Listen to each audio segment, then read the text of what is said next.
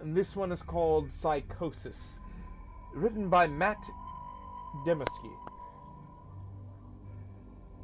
Sunday. I'm not sure why I'm writing this down on paper and not on my computer. I guess I just noticed some odd things. It's not that I don't trust the computer. I need to organize my thoughts. I need to get down all the details somewhere objective, somewhere I know that what I write can't be deleted or changed. Not that that's happened. It's just everything blurs together here.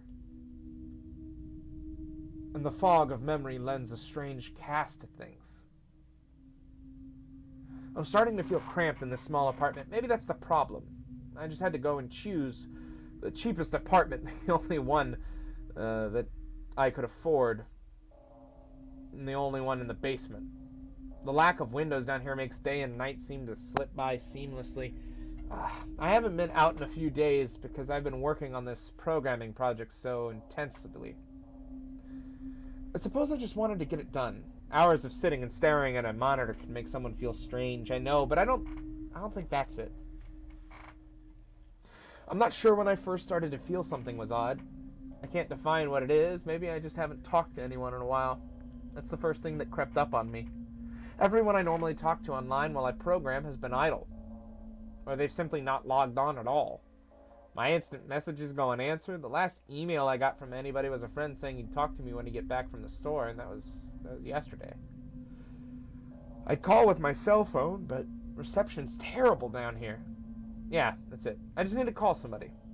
I'm gonna go outside. Huh. Well, that didn't work so well. As the tingle of fear fades, I'm feeling a little ridiculous for being scared at all. I looked in the mirror before I went out, but I didn't shave the 2-day stubble I've grown. I figured I was just going out for a quick cell phone call. I did change my shirt, though, because it was lunchtime, and I guessed that I'd run into at least one person I knew. That didn't end up happening.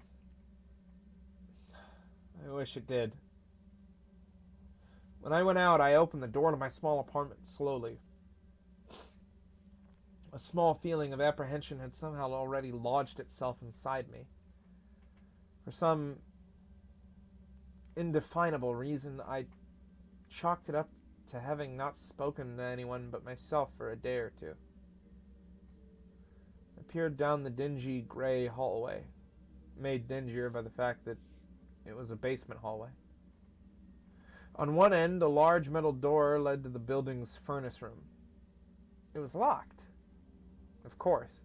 2 dreary soda machines stood by it, and I bought a soda from one the first day I moved in, but it had a 2-year-old expiration date.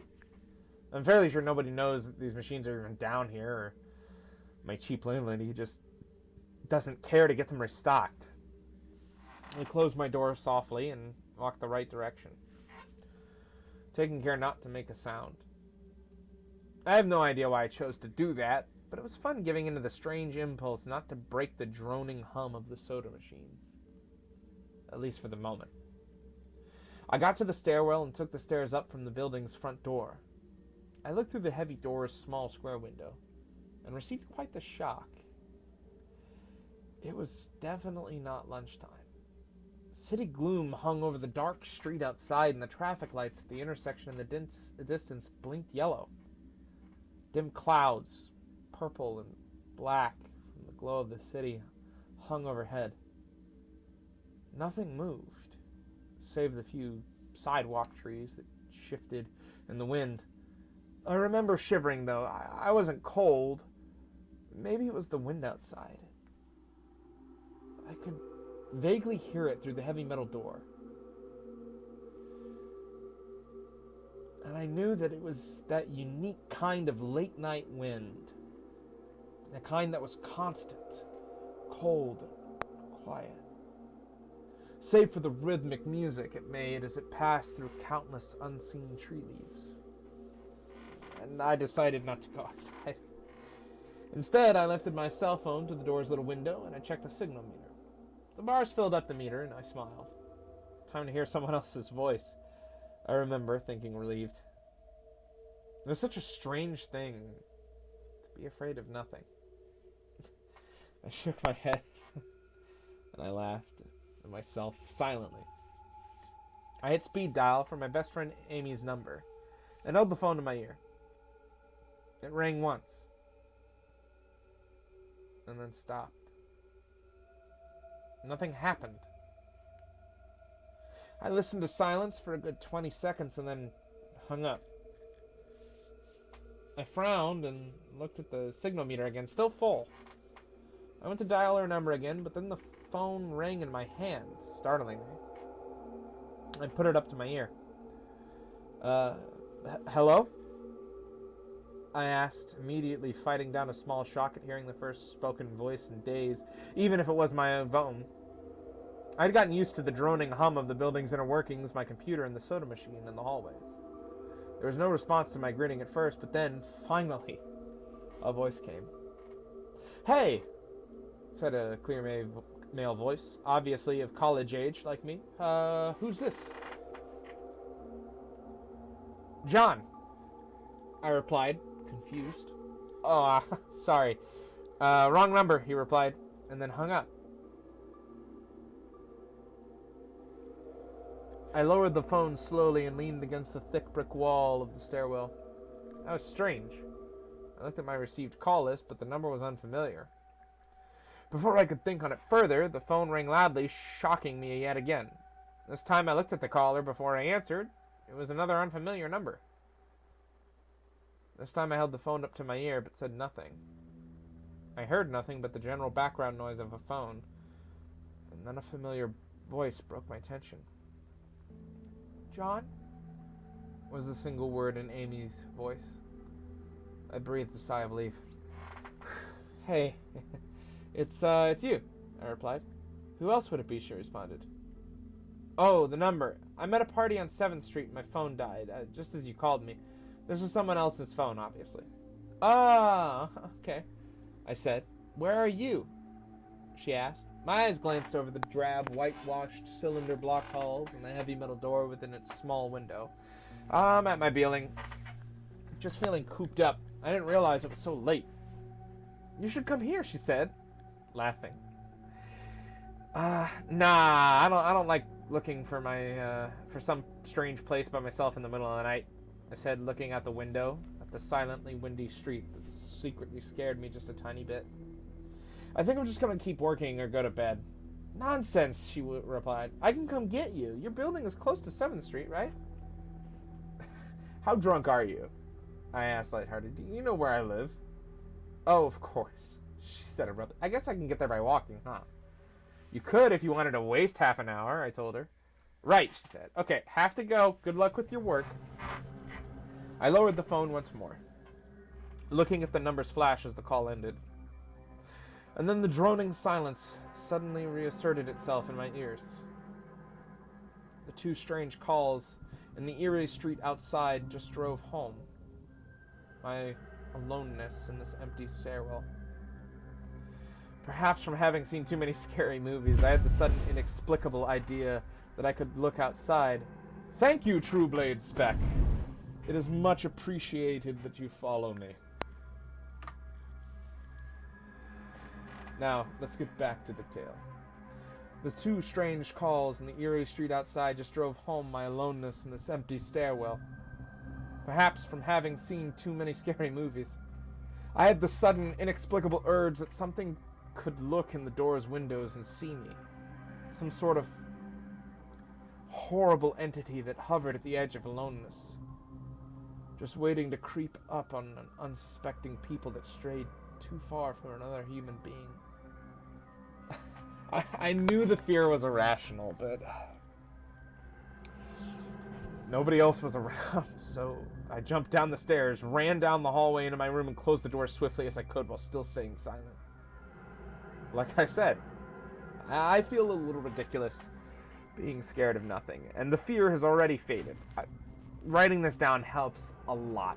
It makes me realize that nothing's wrong. It filters out half-formed thoughts and fears and leaves only cold, hard facts. It's late. I got a call from a wrong number, and Amy's phone died. So she called me back from another number. Nothing strange is happening. Still, there was something a little off about that conversation. I know it could have just been the alcohol she'd had, or even her that seemed off to me, or was it? Yeah, that was it. I didn't realize it until this moment, writing these things down. I knew writing things down, they'd help. She said she was at a party, but I only heard silence in the background. Of course, that doesn't mean anything in particular. She could have just gone outside to make the call. No, that couldn't be it either. I didn't hear the wind. I need to see if the wind was still blowing. Monday. I forgot to finish writing last night. I'm not sure what I expected to see when I ran up the stairwell and looked out the heavy metal door window. I'm feeling ridiculous. Last night's fear seems hazy and unreasonable to me now. I can't wait to go out into the sunlight. I'm going to check my email, shave, shower, and finally get out of here. Wait. I think I heard something. It was thunder. The whole sunlight and fresh air thing didn't happen. I went out into the stairwell and up the stairs only to find disappointment. The heavy metal door's little window showed only flowing water as torrential rain slammed against it. Only a very dim, gloomy light filtered in through the rain, but at least I knew it was daytime, even if it was gray, sickly, and wet. I tried looking out the window and waiting for lighting to illuminate the gloom, but the rain was too heavy, and I couldn't make anything more than vague, weird shapes moving at odd angles in the waves washing down the window. Disappointed, I turned around, but I didn't want to go back to my room. Instead, I just wandered further up the stairs, past the first floor and the second. The stairs ended at the third floor, the highest floor in the building, and I looked through the glass that ran up the outer wall of the stairwell. But it was that warped, thick kind that scatters the light. Not that there was much to see through the rain to begin with. I opened the stairwell door and wandered down the hallway. The 10 or so thick wooden doors painted blue a long time ago were all closed. I listened as I walked, but it was the middle of the day, so I wasn't surprised that I heard nothing but the rain outside. As I stood there in the dim hallway, listening to the rain, I had the strange, fleeting impression that the doors were standing like silent granite monoliths, erected by some ancient, forgotten civilization for some unfathomable guardian purpose. Lightning flashed, and I could have sworn that just for a moment, the old grainy blue wood looked just like rough stone. I laughed at myself for letting my imagination get the best of me. But then it occurred to me that the dim gloom and lighting must mean that there was a window somewhere in the hallway. A vague memory surfaced, and I suddenly recalled that the third floor had an alcove and an inset window halfway down the floor's hallway. Excited to look out into the rain and possibly see another human being, I quickly walked over to the alcove, finding the large, thin glass window. Rain washed down it, as with the front door's window, but I could open this one. I reached a hand out to slide it open, but I hesitated. I had the strangest feeling that if I opened that window, I would see something absolutely horrifying on the other side. Everything's been so odd lately, so I came up with a plan, and I came back here to get what I needed. I don't seriously think that anything will come of it, but I'm bored, it's raining, and I'm going stir crazy. I came back to get my webcam. The cord isn't long enough to reach the third floor by any means, so instead I'm going to hide it between the two Shoda machines in the dark end of my basement hallway. Run the wire along the wall and under my door, and put black duct tape over the wires to blend it in with the black plastic strip that runs along the base of the hallway's walls.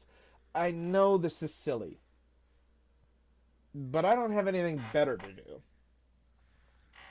Well, nothing happened. I propped up the hallway to stairwell door, steeled myself, then flung the heavy front door wide open and ran like hell down the stairs to my room, slammed the door. I watched the webcam on my computer intently, seeing the hallways outside my door and most of the stairwell. I'm watching it right now, and I don't see anything interesting. I just wish the camera's position was different so that I could see out the front door. Hey, someone is online! I got out an older, less functional webcam that I had in my closet to video chat with my friend online. I couldn't really explain to him why I wanted to video chat, but it felt good to see another person's face. He couldn't talk very long, and we didn't talk about anything meaningful, but I felt much better. My strange fear had almost passed. I would feel completely better, but there was something odd about our observation, our conversation. I know that I've said that everything has seemed odd, but still, he was very vague in his responses. I can't recall one specific thing that he said, no particular name or place or event, but he did ask for my email address to keep in touch. Wait, I just got an email. I'm about to go out. I just got an email from Amy that asked me to meet her for dinner at that place we usually go to. I do love pizza, and I have just been eating random food from my poorly stocked fridge for days, so I can't wait. Again, I feel ridiculous about the odd couple of days I've been having. I should destroy this journal when I get back. Oh, another email. Oh my god. I almost left the email and opened the door. I almost opened the door, but I read the email first.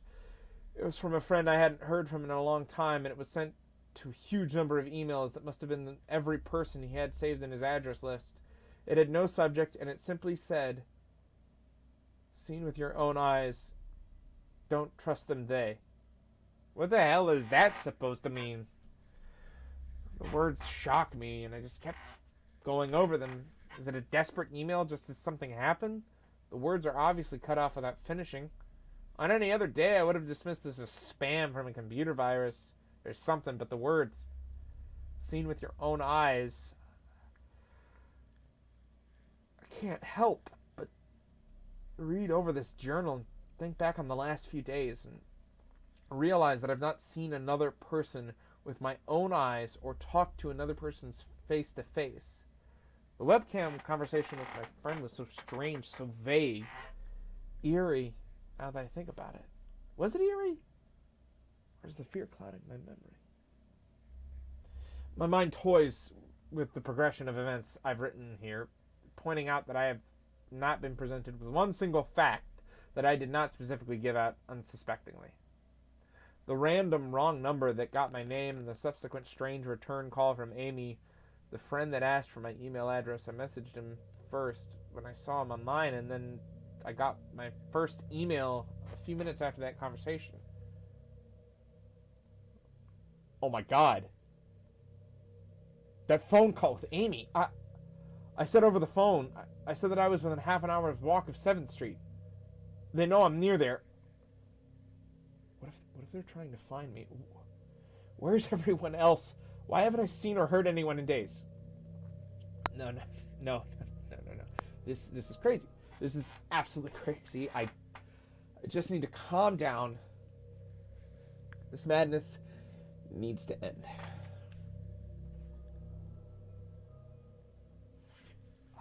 I don't know what to think. I ran about my apartment furiously, holding my cell phone up to every corner to see if I got a signal through the heavy walls. Finally, in the tiny bathroom near one ceiling corner, I got a single bar. Holding my phone there, I sent a text message to every number on my list, not wanting to betray anything about my unfounded fears. I simply sent, "You seen anyone face to face lately?" At that point, I just wanted a reply back. I didn't care what the reply was, or if I embarrassed myself. I tried to call someone a few times, but I couldn't get my head up high enough. And if I brought my cell phone down even an inch, I lost signal. Then I remembered the computer, and I rushed over to it, instant messaging everyone online. Most were idle or away from the computer. Nobody responded. My messages grew more frantic, and I started telling people where I was and to stop by in person for a host of barely passable reasons. I didn't care about anything by that point. I just needed to see another person. I tore apart my apartment looking for something that I might have missed, some way to contact another human being without opening the door. I know it's crazy. I know it's unfounded, but what if? What if? I just need to be sure. I tapped the phone to the ceiling just in case. Tuesday.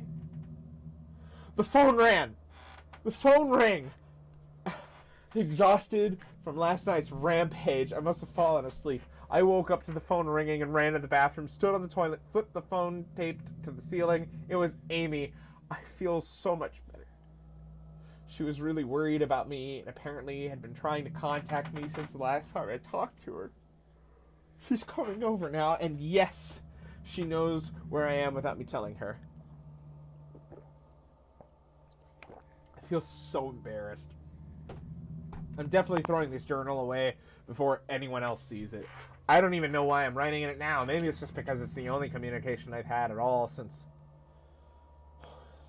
God knows when. I look like hell, too.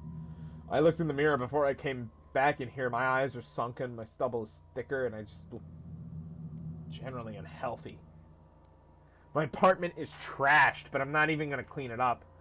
I think I need someone else to see what I've been going through. These past few days have not been normal. I am not one to imagine things. I know I've been the victim of extreme probability. I probably missed seeing another person a dozen times. I just happened to go out when it was late at night or the middle of the day when everyone was gone. Everything's perfectly fine. I know this now. Plus, I found something in the closet last night that's helped me tremendously. A television. I set it up just before I wrote this, and it's on in the background. Television has always been an escape for me, and it reminds me that there's a world beyond these dingy brick walls. I'm glad that Amy's the only one that responded to me after last night's frantic pestering of everyone I could contact. She's been my best friend for years. She doesn't know it, but I count the day that I met her among one of the few moments of true happiness in my life. I remember that warm summer day fondly. It seems like a different reality from this cold, dark, lonely place. I feel like I spent days sitting in that playground, much too old to play, just talking with her and hanging around doing nothing at all. I still feel like I can go back to the moment sometimes, and it reminds me that this damn place is not all there is. Finally! A knock on the door.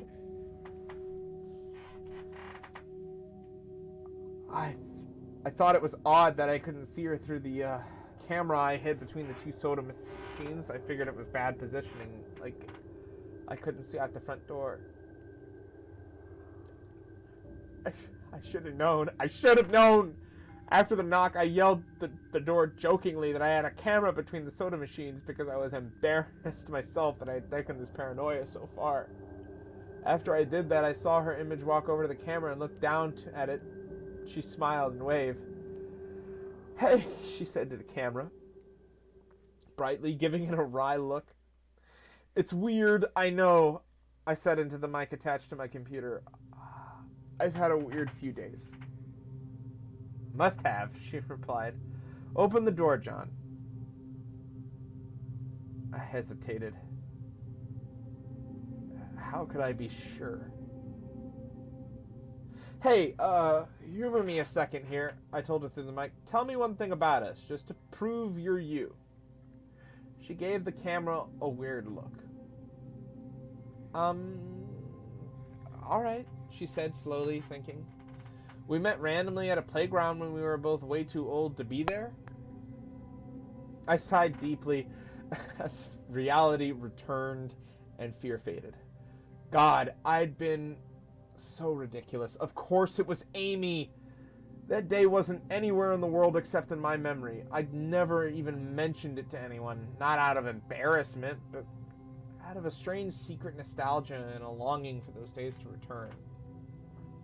If there was some unknown force at work trying to trick me, as I feared, there was no way they could know about that day. All right, I'll explain everything, I told her. Be right there.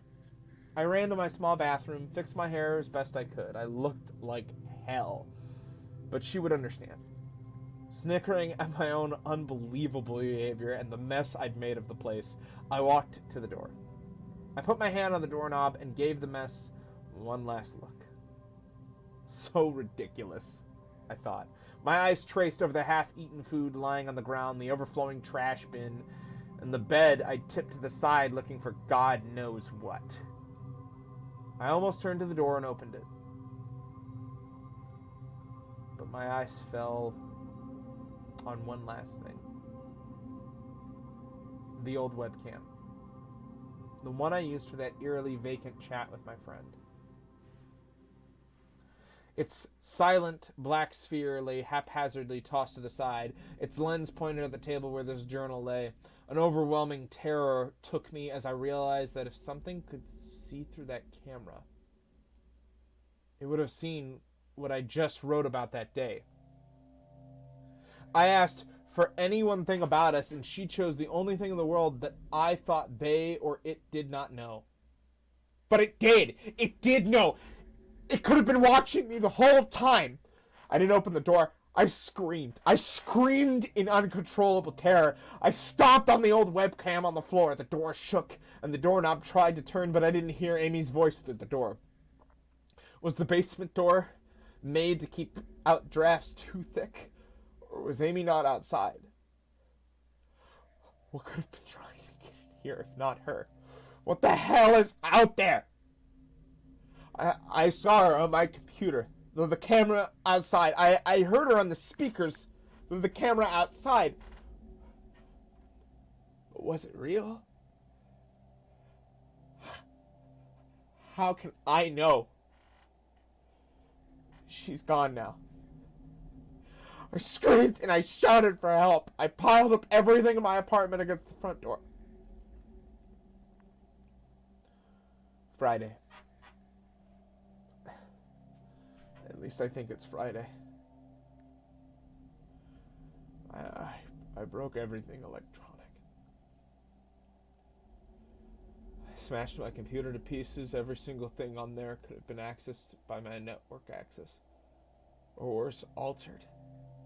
I'm a programmer. I know every little bit of information I gave out since this started. My name, my email, my location.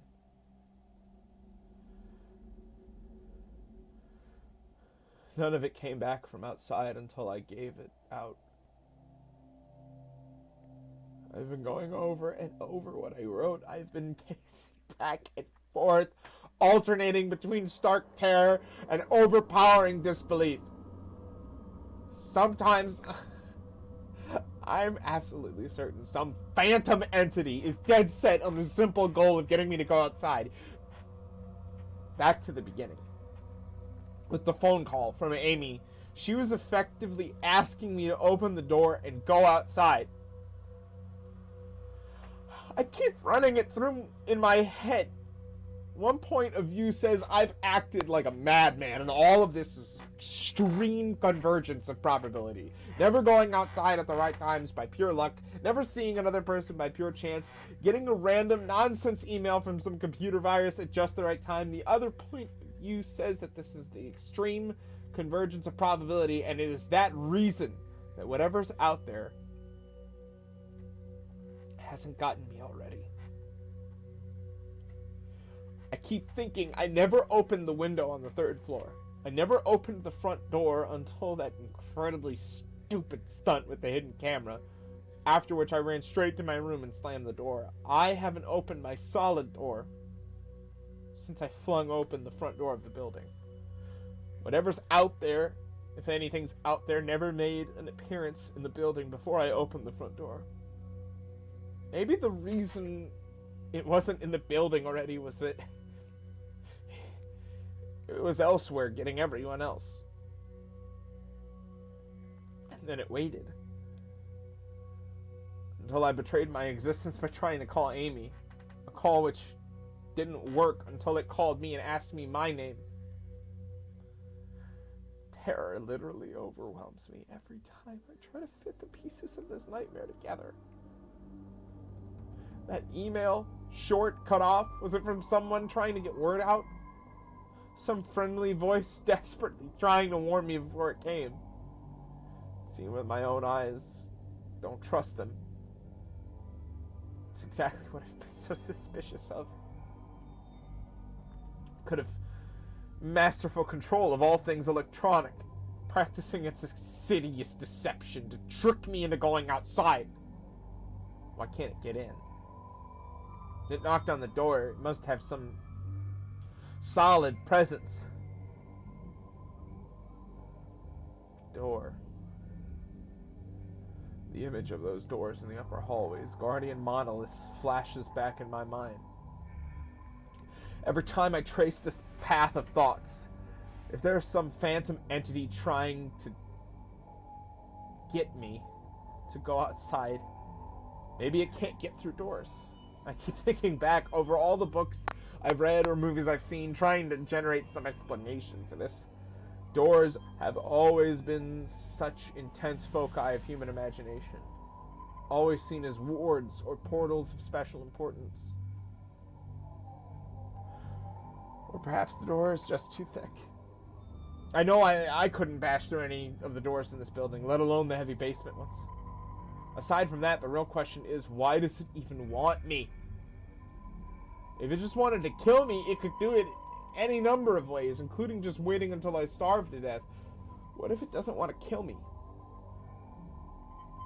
What if it has some horrific fate in store for me? God, what can I do to escape this nightmare?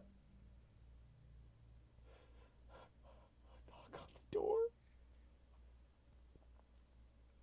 I told the people on the other side of the door I need a minute to think, and I'll come out. I'm really just writing this down so I can figure out what to do. At least this time I heard their voices. My paranoia, and yes, I recognize I'm being paranoid, has me thinking all sorts of ways that their voices could be faked electronically. That there could be nothing but speakers outside, simulating human voices. Did it really take them 3 days to come talk to me? Amy is supposedly out there along with 2 policemen and a psychiatrist. Maybe it took them 3 days to think of what to say to me. The psychiatrist's claims could be pretty convincing. If I decided to think that this has all been a crazy misunderstanding and not some entity trying to trick me into opening the door. The psychiatrist had an older voice, authoritarian but still caring. I liked it. I'm desperate just to see someone with my own eyes. He said I have something called Psychosis, and I'm just one of a nationwide epidemic of thousands of people having breakdown triggered by a suggested email that got through somehow. I swear he said got through somehow. I think he means spread throughout the country inexplicably, but I'm incredibly suspicious that the entity slipped up and revealed something. He said I'm part of a wave of emergent behavior, that a lot of other people are having the same problem with the same fears, even though we've never communicated. That neatly explains the strange email about eyes that I got. I didn't get the original triggering email, I got a descendant of it. My friend could have broken down too, and tried to warn everyone he knew against his paranoid fears.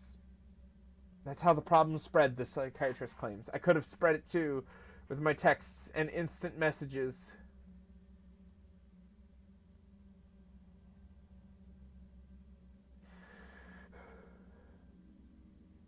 Online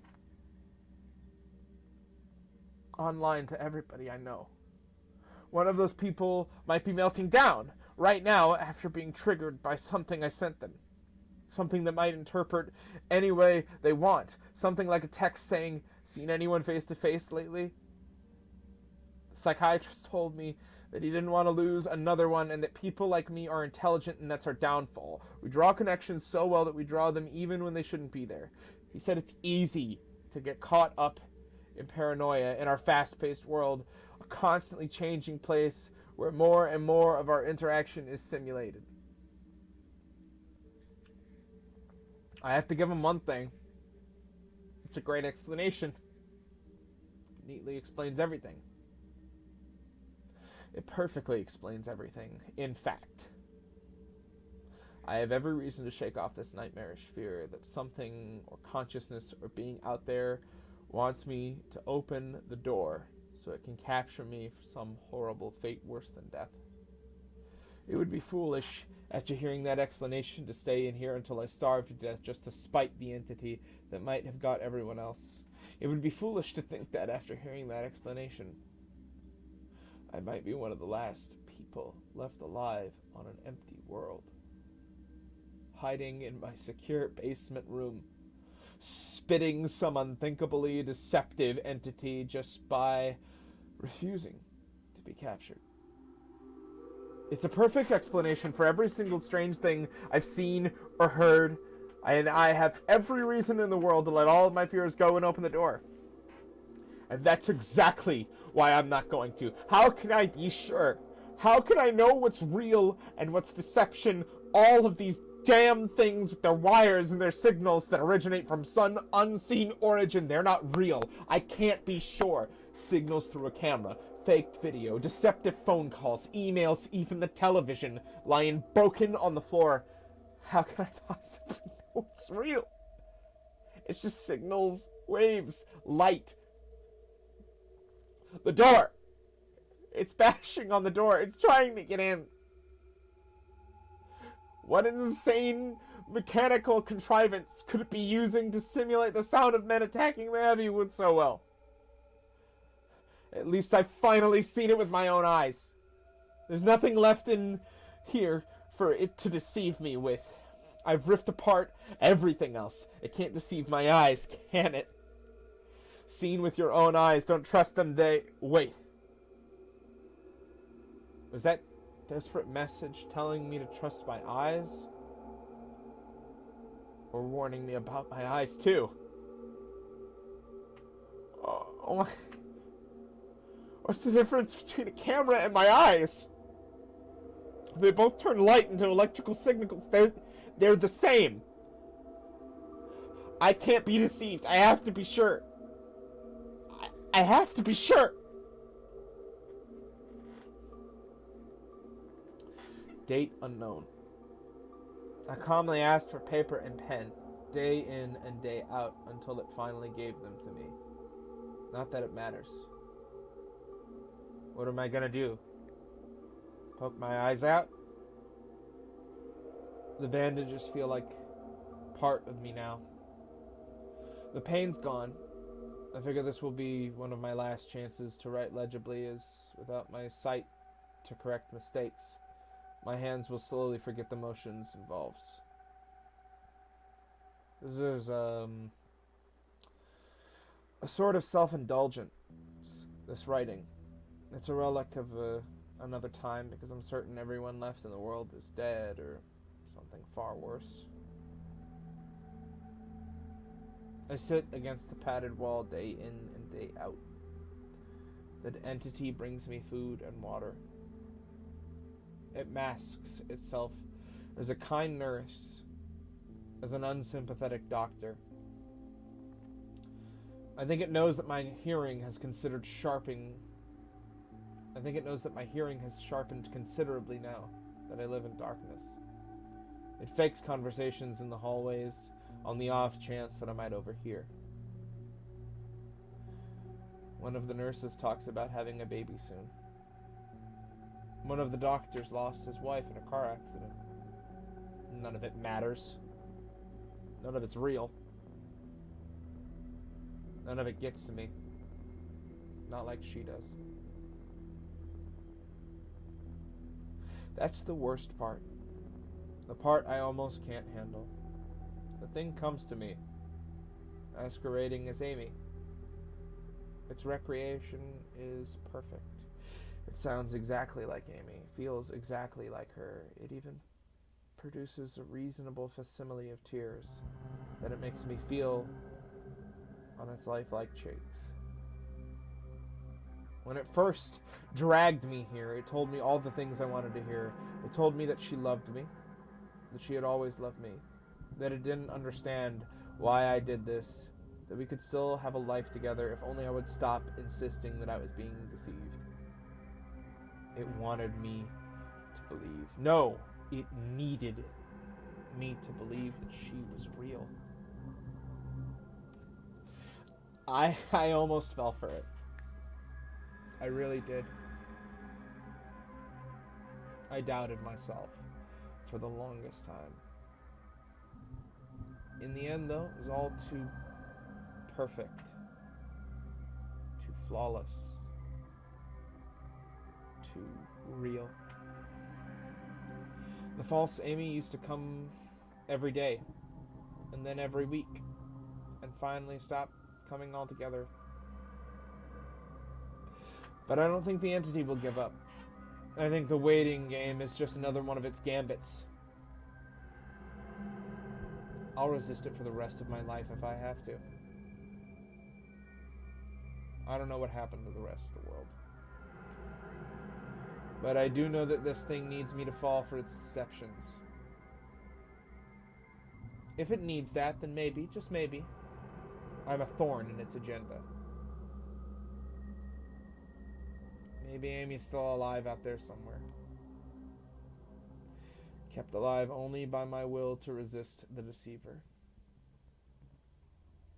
I hold on to that hope, rocking back and forth in my cell to pass the time. I will never give in. I will never break. I'm a hero. The doctor read the patient's paper that he scribbled on. It was barely readable, written in the shaky script of one who could not see. He wanted to smile at the man's steadfast resolve, a reminder of the human will to survive, but he knew the patient was completely delusional. After all, a sane man would have fallen for the deception long ago. The doctor wanted to smile. He wanted to whisper words of encouragement to the delusional man. He wanted to scream, but the nerve filaments wrapped around his head and into his eyes made him do otherwise. His body walked into the cell like a puppet and told the patient once more that he was wrong, and that there was nobody trying to deceive him. Truly chilling.